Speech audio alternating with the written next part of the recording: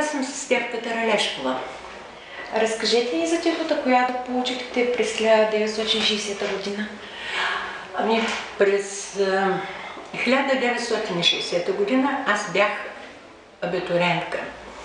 За нас абитуриентите имаше пролетни забави. Нашата специално беше в салона на ДНА, сегашния военен клуб.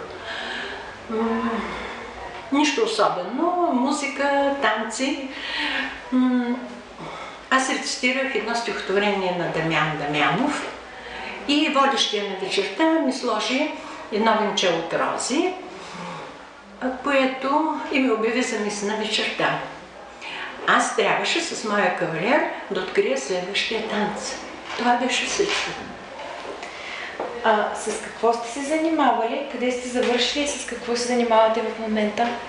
Ами, завършила съм в 60-та година гимназия Кирил и Методий в град Казанлък.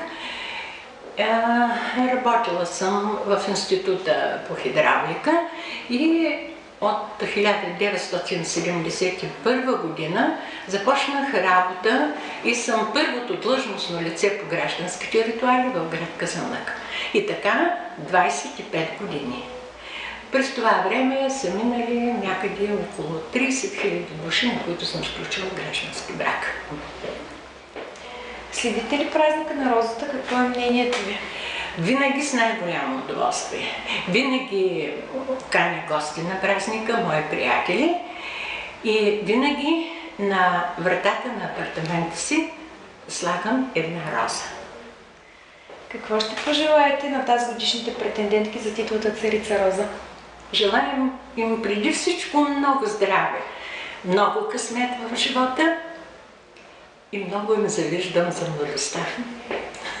Благодаря ви. Моля.